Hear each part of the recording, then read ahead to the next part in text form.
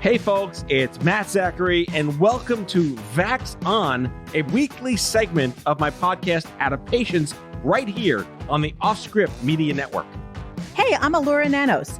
I'm a lawyer, a journalist, a mom of a teenage narcoleptic, and a professional big mouth. Lou and I go back 30 years as best friends, and we're here to have fun and bring you a layperson's guide to what the hell just happened this week in healthcare as America gets its vax on and shows COVID the door. Matt gets me. He knows I'm tired, annoyed, and sometimes pushed to the brink by the intense chaos of our lives right now. We're here together to learn, complain, and include you in the conversation. So join us on Twitter at VaxOnPod and share your stories and grievances using the hashtag VaxOn. Conspiracy theorists and haters shall be neutralized on sight. All right, Matt, let's get at it. Andrew, it's time for VAX On, and you are back with me. It is spectacular to be VAX On with you. I love this. And we're doing this not with Matt today. It's going to be just the two of us, and it's, very intimate. Yes, it's intimate, and I feel like our rock is somehow very, very far away, off in Turks and Caicos, perhaps. Yes, he's taking his vaxcation. It's amazing. Congratulations to you, Matt. Yeah, the pictures look great. Looks like everyone's having a good time, and not a mask in sight. I got a picture of them in a dune buggy. A dune buggy? Yeah, I assume they survived. That sounds very adventurous for our friend Matt. It's true. It's true. He's striking out. I'm, in fact, not in a dune buggy at all. Yes, I'm surrounded by pillows in the guest room of my in-laws' house in Lutherville, Maryland. I have a question. So you're on, like a family vacation situation. That's right. Are you seeing a difference in COVID protocols in Maryland? At this point, I would have to say no. I think that essentially when I walk into a business now, I do still look around and see whether or not my masklessness is acceptable. Yeah, me too. Right. You look and you kind of like read the room with the masks. Yeah. Read the room. Very important to do, no matter what it's associated with. But, there is also helpful signs, right? Masks are required for people who are not yet fully vaccinated. And so on and so forth. But I think it's quite similar in New York to what I am finding in Maryland.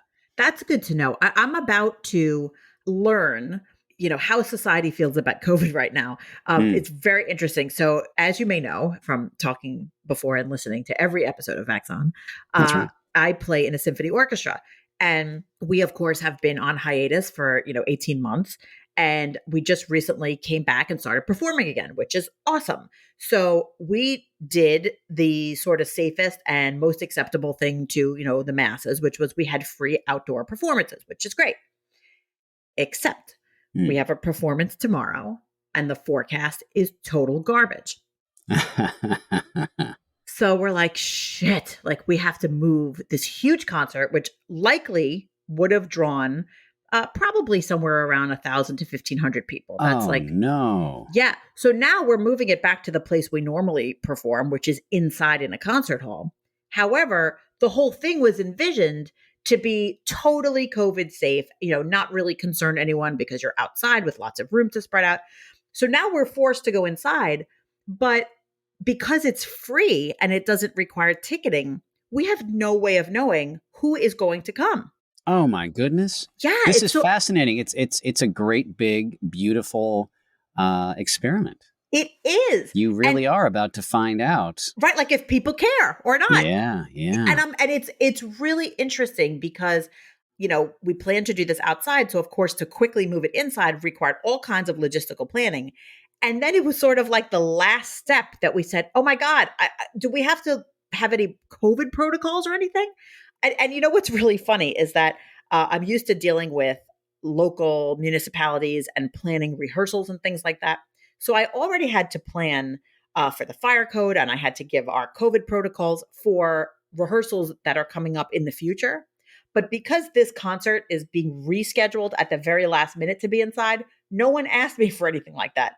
So it was sort of like, when you have time to plan, we're going to be really careful COVID wise. But when it's an emergency, just do whatever. Which, I mean, makes me a little uncomfortable. But I mean, and I have no idea how to handle this, and I have no idea what to expect. So it'll be interesting to see, what does the audience look like? Are they masked? Do people sit 5 seats away from each other? Are they going to expect us to do anything? Do we have to take their temperature? Like, I have no idea. But I'm going to find out within the next, 36 hours. So the performance happens in tomorrow evening, I guess. Yep. And so let's set our baseline statistics right here in this episode. Oh. You were anticipating a little more than 1,000 people? Yeah, about 1,000 people. Right. And so we are going to see how many people show up at this performance. The new venue, how many people can it hold? It holds 1,300 people. Okay. And then 100 people on the stage. Okay. So that's a lot of people, but it's not a huge place. So, it's a regular auditorium. Mm-hmm. We'll see. And it'll be really interesting. I suspect there will be a lot of chaos as audience members enter. But we're a volunteer organization and we don't really have staff members to field these concerns. So I don't know what's going to happen. They're going to have to figure it out. Well, I'm sure that you will issue a full report for us next week. A full report. I am looking forward to it. Yes, indeed. And what's happening with you? You're on vacation, on a working vacation. That's right. A working vacation this week. Next week, I will be out of pocket camping with my family on Assateague Island. I cannot wait to hear about this. On the Atlantic coast on which, since the 1600s, wild horses have lived. And they cannot drag you away. They can't. They can't. And Bono wants to know who's going to ride them, and so on. Who is going to ride them? Yeah, who? He wants to know. I cannot wait to hear about it. I am insanely jealous. I am hoping to have the same vacation, the Andrew MacDowell memorial vacation. No, not memorial. What is it? The commemorative, the Andrew MacDowell commemorative Assateague vacation.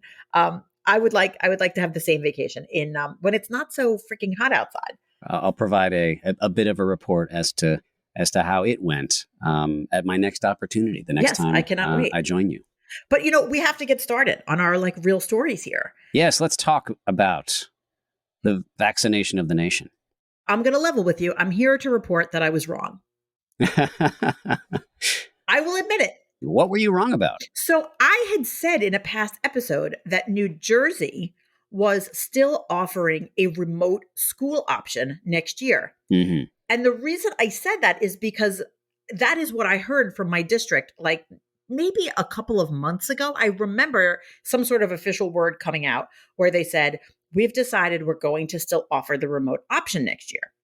As it turns out, I missed an executive order by the New Jersey Governor, Phil Murphy, who actually said that we are not offering remote options in the entire state next year, that is not going to be a widespread option where you can just decide to opt out of school. Right. And I think that that's very interesting because my understanding was that the district had originally decided to keep this remote option live because they felt that it really worked well for certain students, especially students with medical needs or learning needs, not even really exactly because of COVID, but that it just sort of worked better. And they acknowledged that some people still had a lot of fear about COVID, and they were kind of like, listen, it's working fairly well. Let's just continue to allow this as a possibility for whoever wants it. And now the governor has said, nope.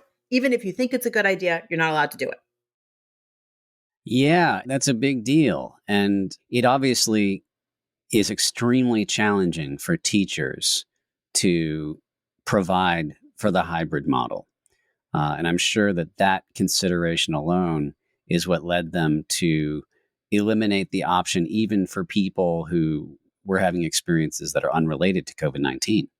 Yeah, and I just think, I totally agree. I mean, I have seen teachers try to teach remotely, and as good of a job as many of them are doing, it's really hard. It takes a lot of effort. And in certain kinds of things, like particularly art class, music class, gym class, the end result is really not good compared to what it would be live. Gym And class is hilarious. Yeah. hilarious. My children were slamming themselves against the wall in their bedrooms.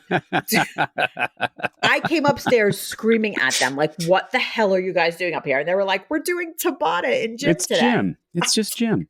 I was like terrified of what I was going to find in there. And it turns out it was gym class. But it was really funny, actually. So I get thinking, that live really needs to be the main thing. But I'm really interested in how this came about and what the thought process is in terms of essentially telling a district you're not even allowed to offer it. Right. And how do they think it's going to go over? Did they feel that parents would have opted to keep their kids remote even though it's not necessary? Like, was that the fear? I don't know. It seems that way. And one of the points that I wanted to, that I kind of regretted not raising during last week's episode related to this topic is that, I think Matt and I are in of two different minds when it comes to this, because we are talking about the set of the people in our population who cannot currently be vaccinated. Yeah, and that makes it different. Right. Now, by next year, most people think that we will have had the opportunity to vaccinate kids under 12. The anticipation is that Pfizer, I believe Moderna, has also made a similar announcement that they'll be offering up data and filing for emergency use with the FDA by September. Next year, it seems reasonable to make this type of an announcement. But for people who are upset about the fact that the rest of society has opened up, and yet during the final months of this recent school year, the schools didn't open up, my thinking is that we do have these variants out there. And so data that we collected on infections among children leading up to this point isn't necessarily as dependable as we'd like it to be, particularly when we're actually seeing a lot of new infections taking place in countries like Israel and Scotland. These are two of the countries that have provided data about the Delta variant appearing in kids between the ages of 5 and 12. Now, of course, those kids are people who are spreading the virus more than they are people who are experiencing severe symptoms. Sure, but spreading the virus is still a big deal. Of course it is. Yeah. Of course it is. Even though the adults who are going to be catching COVID-19 at this point are by and large people who have decided not to get vaccinated, I'm told that they are still people, even if they are foolish. I'm being told by my producer that that they still count as humans. That people who choose not to be vaccinated still count as humans. Right. We still probably would like it if they didn't die. And even though they don't believe they're in danger, we should still attempt to protect them. Right. Certainly, legally speaking, that's one of always the most difficult challenges when it comes to legislating, which is, and any kind of rulemaking, to say, how far do we go to protecting people who just don't want to be protected from anything? And it's always a tough call to be making rules to benefit a group of people who simply don't want to be benefited. Yes. That's always difficult to strike the right balance. And people have very valid but very divergent views about how to do that. Yeah, the calculus has changed now that most people in the United States, anyway, I think this applies almost exclusively to this country. But the calculus changed when vaccines became widely available, because prior to the availability of vaccines, it was not simply a matter of individual freedom. Because if you chose to act in a way that made it more likely that you would catch and become a spreader of the virus, then you were not just endangering yourself. You were endangering other people. Right. So we can't just make the rules as if it only affects you, because it affects everyone. Right. But now that's changed a bit because sort of everyone, or at least generally many people, are vaccinated. So, I mean, it makes it really confusing. I'm very glad that I'm not in charge of making these rules. Oh, my goodness. Me too. There's no good answer that's going to make everyone happy. And politicians really, are supposed to make people happy so that they get reelected. My understanding is that's their only job, is to make people like them. And this seems impossible. Yeah. Yeah, and it is so difficult to not look back with regret and think about how things might have been different. Yeah, you can't have regrets. This is a no regret zone. Yes, it's true. I only regret that I said the wrong thing about New Jersey last time because I had apparently I just missed it when the governor told us that my school district was wrong. When was this announcement made? Was this made the week before last? It was made in May, I think, It like was in made late in May. May. Yeah, I think Okay. it was made in late May, and I just didn't notice it because I was just operating on what came from my district, which came, I think, probably in April. And we actually, the other thing that's interesting is my district just sent out their plan for September for school, and they already told us that everyone is going to have to wear masks, which Mm. which I hate, not because it's not safe. Like, yes, it's a great way to protect people. I really just hate the idea of kids being in school in masks all day. But I'm going to go out and say, they're mitigating the risk, and that's very important and very good. I wonder though if it's sort of early for them to be making that type of blanket rule, because they may find in September, hey, it turns out that 90% of our student body has been vaccinated. If you're talking about a middle school where kids are mainly 12 and up, Right. or certainly high schools where everyone is 12 and up. So I wonder if, even though they've already announced this, if it is going to change before school even starts, or if it's going to change after school starts, because this was the case during COVID, that the school district kept coming out with plans, and then they would be like, never mind, not that plan. Here's a different plan. And they would drive us absolutely bananas with a zillion emails that contradicted each other. I sort of feel like, why didn't you just tell me what we're going to do like the week before school starts? You don't need to tell me now. I already have masks. I don't need to order more. Thank you for giving me an update, but I don't need to know every incremental thought that the superintendent has in his head. Thanks, though. Yeah, the school board, they're like a child who just keeps on coming in and interrupting you while you're trying to get work done. Yes, right. Like, I'm trying to have my summer, and they're like, by the way, masks. Oh, and by the way, and we're going to sit 6 feet apart. And I'm like, shut up. I'm having my summer. So I'm trying not to think about you people in school. By the way, I will tell you that when you brought up the idea of kids going into school with masks on, the relaxation of the presence of masks has, in one way or another, led to both of my kids having the sniffles for the first time in 16 months. That sucks. Yeah, I missed the mask for that reason. It was Did not nice miss to not that. worry about it. Yeah. That was an interesting side effect, right? That you became I know I became hyper aware of my health. And then I realized that I didn't get sick at all.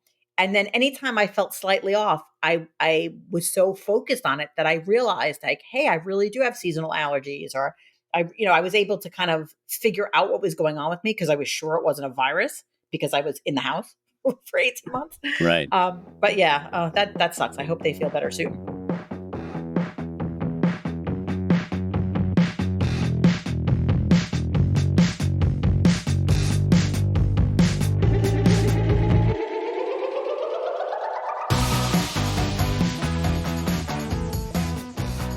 Andrew, I have a crazy second segment right now. This is one of those, I had no idea this was going on, and holy shit, this is what's happening outside the US stories. Tell me, what is this? What is going on outside of this country? Well, apparently people are climbing mountains. They're climbing Mount Everest, and there's been COVID breakouts on Mount Everest, and Nepal, its government is denying all knowledge of it, despite the fact that all of these mountain climbers are coming down with COVID. What on earth? I know, right? Apparently, there was a Sherpa, and I'm very confused. I don't know Sherpa terminology all that well. I thought Sherpa was a noun, but apparently also it's this guy's name. Okay. Yeah, I looked it up. I'm confused, but there it is. You can work that out. But this guy, Mr. Sherpa, he was in charge of helping some prince climb the mountain. And this is like a huge billion-dollar industry where rich people hire Sherpas to take them up the mountain. This is like a life that I don't have at all. So, but apparently what was happening was there's all these small mountain climbing groups and companies that arrange these tours.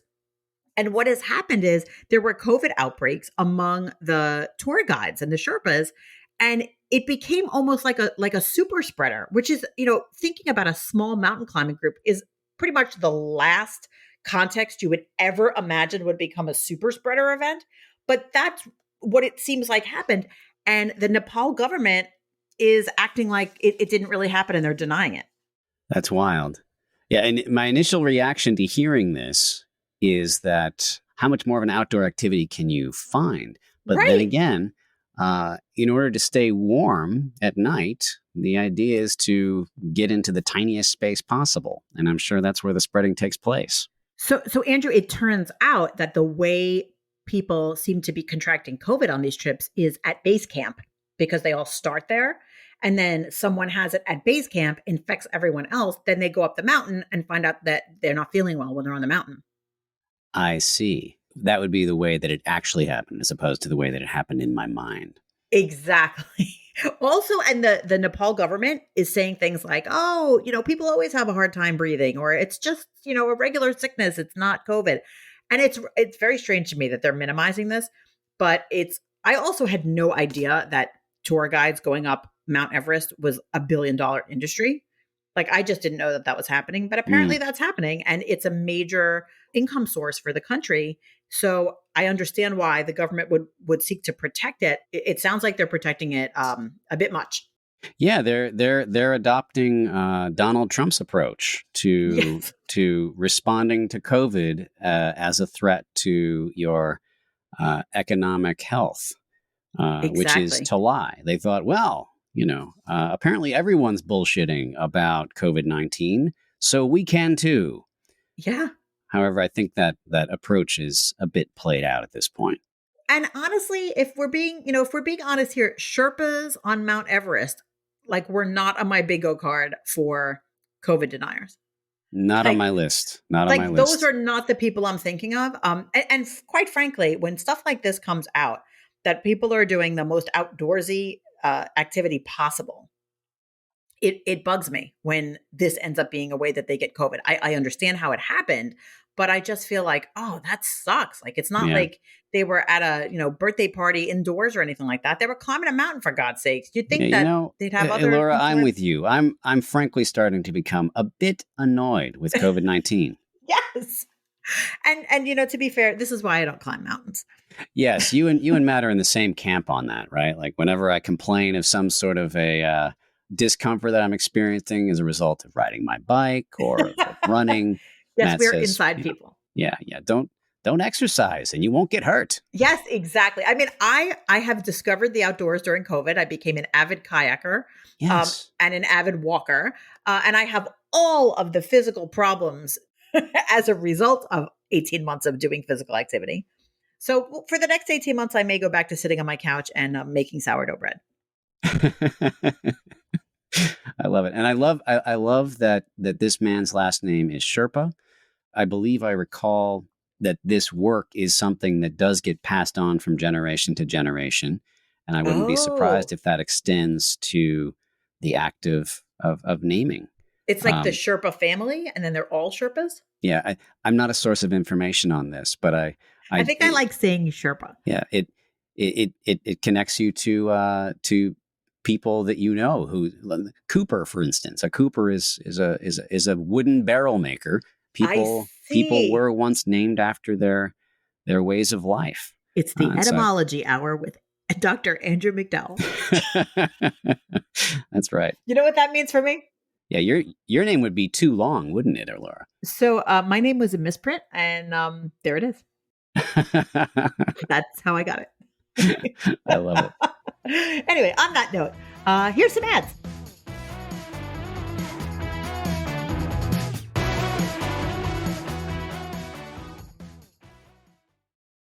Has your chronic illness made it difficult to continue working in the traditional way? Want to learn how to find and create flexible remote work that both accommodates your chronic illness and generates an income? Join the Patients Getting Paid membership, a community of chronicpreneurs where people just like you find workshops and trainings, weekly updated condition-specific gigs, twice monthly coaching calls, co-workings, accountability, and the kindest community to support you on your path to make money while working from anywhere and taking good care of yourself. Learn more or join us at patientsgettingpaid.com.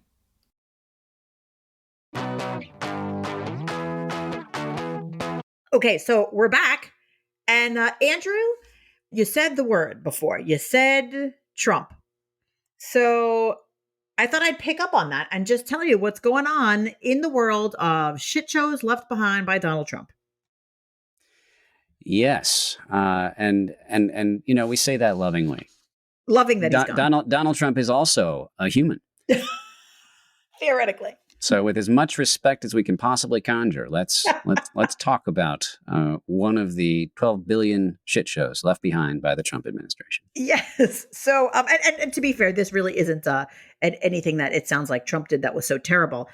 There are about 4,000 federal prisoners who were mass released last year. They were nonviolent offenders, and they were released from prison because prisons were especially dangerous for the spread of COVID-19, especially in the early part of the pandemic when there seemed like there was no way whatsoever to contain it. So a lot of these nonviolent offenders were released. They were still on home confinement.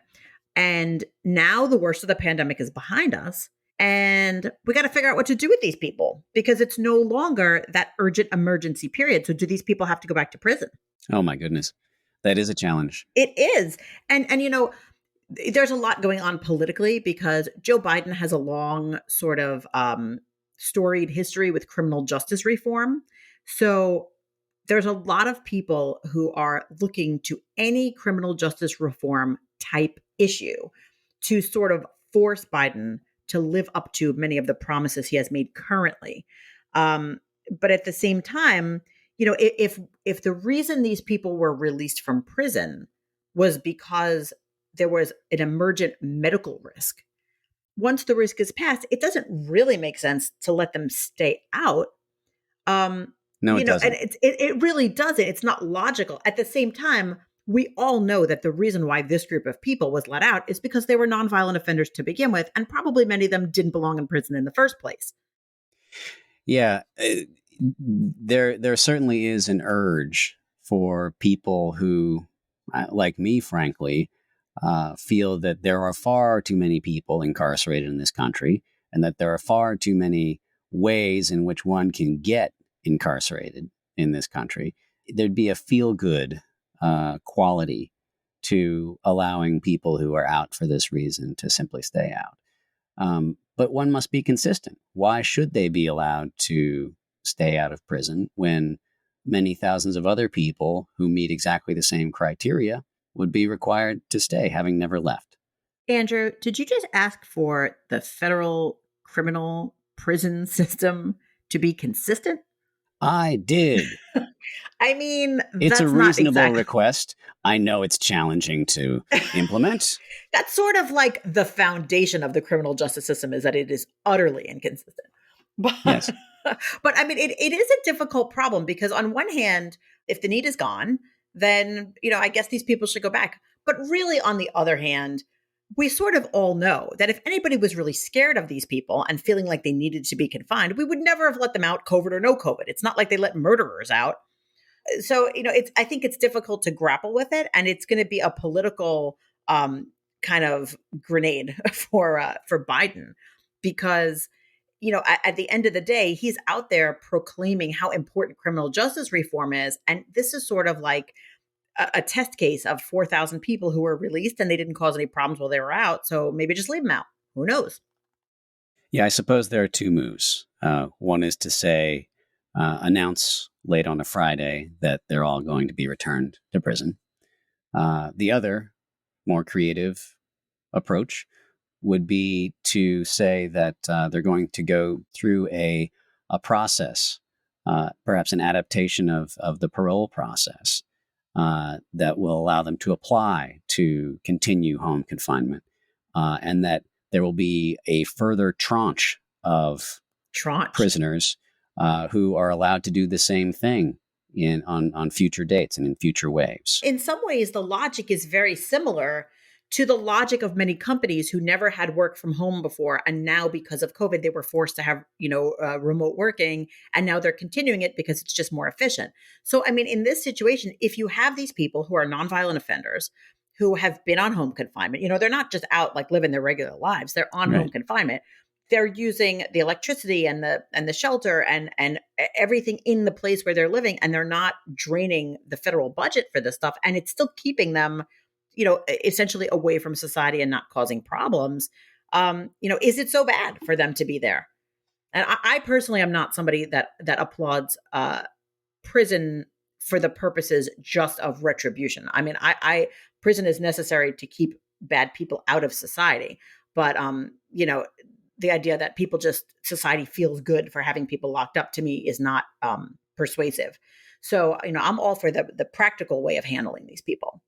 I like what you brought up about the notion of allowing society to benefit from what we've learned from the new practices that we implemented, institution by institution, in response to COVID-19. Perhaps this is an opportunity to learn something about the criminal justice system. Maybe if we just call it something different, like instead of calling it "we released these people," maybe we call it prison from home.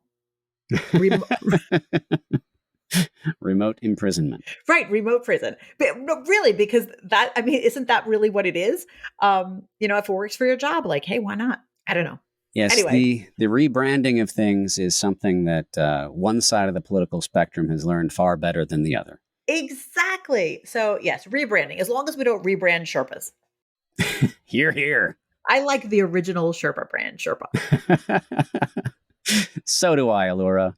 I have absolutely loved all of the extra time that I got to spend sharing thoughts and airtime with you.